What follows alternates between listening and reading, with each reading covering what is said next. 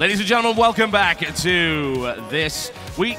We call it the Consolation Series, which I think is the most unfair term you could possibly use to describe MC versus Innovation. This match is so good, it could be the finals of any tournament. It almost was. Yeah, it almost was. It could be the Codes finals. It could be the Super Bowl finals. It's that good. But this is what we're seeing. We are seeing MC and Innovation fighting for the right to third place and a much larger cut of the prize purse. Yes. And I'm really excited to see if MC is going to return to what's gotten him. Well, actually, it sounds kind of weird to say gotten him here because obviously his eyes were on a goal much higher. But we're underway. I'm going to go ahead and start it off. Yep, there we go. Now, I want to see if he goes back to that Stargate. His Oracle's been absolutely tearing it up. Phoenix played stopping those drops. Of course, you and I were talking about how we never got there. MC decided to go with the one-base Blink Stalker strategy. And Innovation kind of responded in kind. He did an opening that's kind of the Swiss Army knife. Like, yeah, I'm going to drop mines near mineral line, but after that, I'll probably add the regular bio and medevacs and that kind of a thing. But if you're going to do a one-base play, I'll just add tanks off this factory I already have and defend against it easily. All right, well, we are on Whirlwind in closer positions. This is going to make things very interesting. So, for potentially the final time this tournament, and his fans hope that is not the case, to the northwest position in the Red Trunks playing Protoss, currently down one game in this best-of-3 series. He will need your support in this match point. SKMC!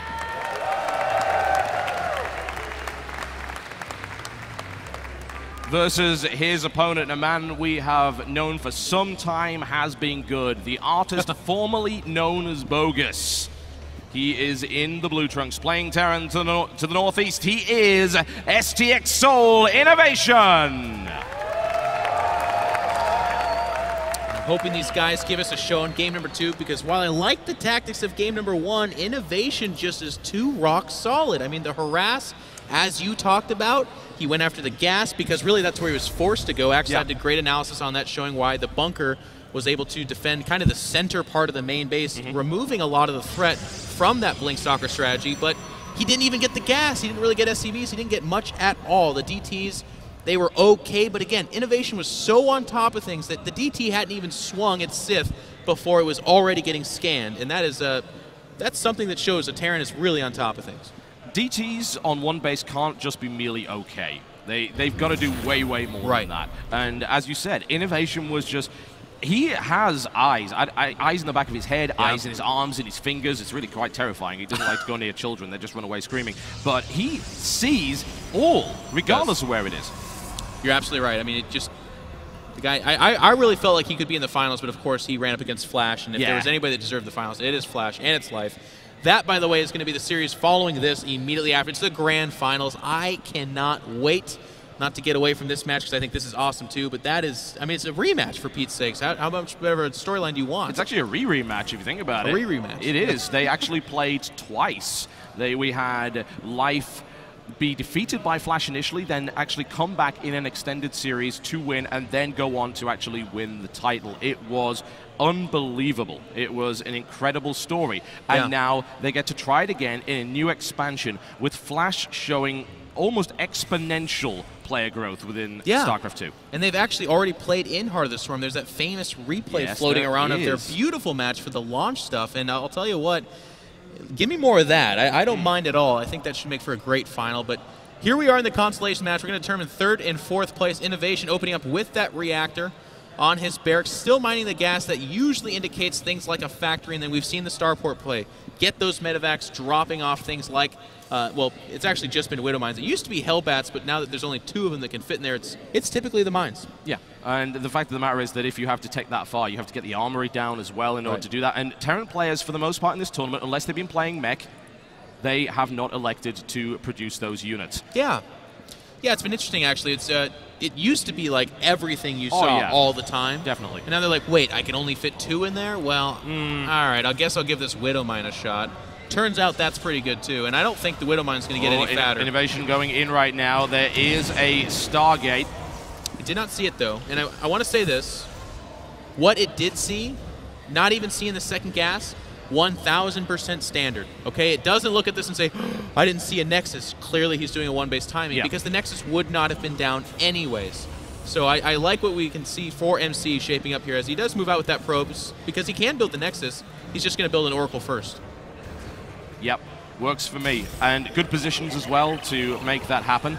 A little bit of a threat on the front line right there as the bunker goes up. Just a little bit of pressure being applied. Now, there's one thing I do want to point out in this particular map is it can be a little bit awkward to use oracles here against Widow Mines because of the edge of basically where the main mineral line is. Yeah. And the fact you can push a Widow Mine all the way out to the point where it will actually cover pretty much all of that limited dead space towards the back. You're absolutely right. So actually, that's going to be a threat that is now alerted to our player MC as he does move in with that mothership core, and he sees not only the Marines, but he also sees the mine itself. So he knows, okay, I'm going to proceed with my Oracle because I've invested in it. But he actually might just go after the Marines now that I look at this. But the bottom line is he can't just go in there willy-nilly. As you pointed out, there's a very good chance that there is a Widow Mine somewhere in there. And I've actually seen him use this before, the mothership core, as basically a mine heatsink, because it can take a hit, whereas an Oracle, much, much more fragile, and it's something that can work. Needless to say, he would like to keep it together and use it for time warp if at all possible. And now we do have a drop on the way. MC now looking to do damage. Oracle is in the natural. Oracle also moving to the main base, spots the drop coming in as well, unless he wasn't paying attention to it. Does he have what he needs to defend against that drop? It flew right past his mothership core. There is nothing at home in terms of detection. It will take an Oracle, which is just now revealing itself from that Stargate, so it is possible, but it's on its way over there. Total Biscuit, I gotta say, if he saw that medevac, I don't think I'm just gonna say it, I don't think he did. He's not responding to it at all. No, he's not at all, which is kind of insane when you think about it. You've got to do something about that, surely. Or, you know, there's another, I mean, the other way to think about it is that if you can sink those Widow Mines on a single probe, then you can go back to mining for about 45 seconds. As long as you're really good at counting, you can actually make that work.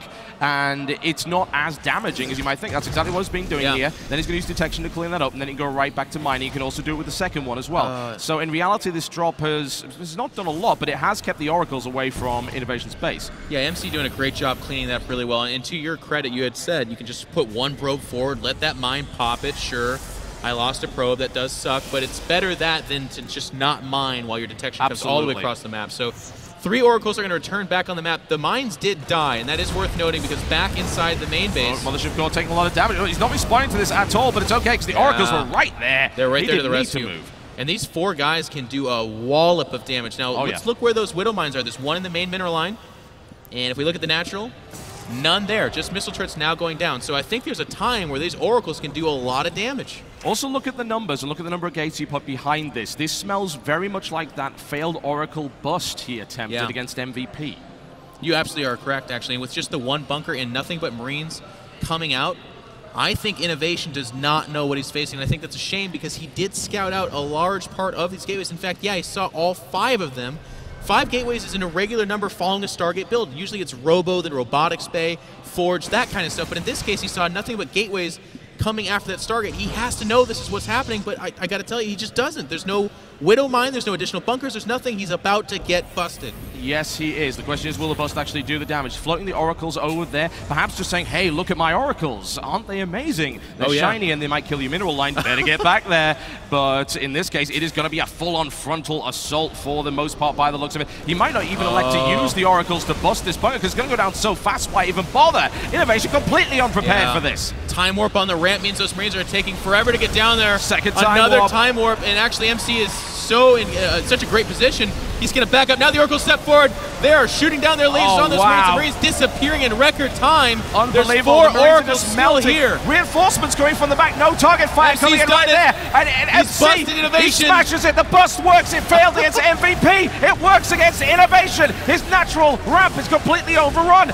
Marauders popping out as quickly as they can. They can't shoot air. Stalkers coming in right here. SCV's off the line. MC looking to equalize right here. We're going to have a 1-1 series, ladies and gentlemen. There's no way in hell that Innovation comes out of this hole. MC has cracked the nut. That's it. Innovation sitting on 1 bunker with Marines. And in the past, those Marines, that stim, those medevacs, they made Terrence feel pretty darn safe against Protoss, but now with the Oracle, it seems like times have changed. You just can't slack on your defense, it would appear, anymore. It's just not something you can do against a player like MC. And we see that that bust is very well conceived against that particular composition. It didn't work against MVP, but there was a key difference in that engagement. In MVP's case, there was more than one bunker, and he used a ton of pulsar beam energy to knock down bunkers that were being repaired, which is a massively inefficient use of that energy. In this case, he didn't have to shoot the bunker with the pulsar beam at all. Fully charged pulsar beam, 2 time warps, that is a lot of melted Marines. In fact, outside of one revelation and a little bit of harass at that natural, those oracles, they just kind of sat on their energy for the majority of that game. Yeah, so they were ready to go, they were ready to rock, and I'll tell you what, if your Marines aren't in huge numbers getting the DPS out necessary to trim down those oracles, we saw, I mean, I don't need to describe it, we saw what happened. It was a massacre. And I do have to agree with what you said too, by the way. I don't think Terrans can operate off of one bunker. If you're going to make the mines, they got to be at the front line, maybe a missile turret with the bunker, but you cannot sit back and let MC sniff out a single bunker and then act on it. No, there was a time perhaps when at that stage of the game when you know there's not a lot of AoE, you can mass Marines, you can get Stim, and there's actually kind of a dangerous timing for Protoss. Oh, Stim, Combat Shield, Medivacs, this murders gateway units, and then suddenly the Oracle's now in play, and there's now something that murders Marines, which means that that is nowhere near as safe as it used to be. A changing landscape here, which MC takes full advantage of after that very Wings of Liberty opening in Game 1. Suddenly he breaks out one of his now trademark builds. Will it be enough? We'll find out in Game 3, ladies and gentlemen, after this short break. Don't go anywhere.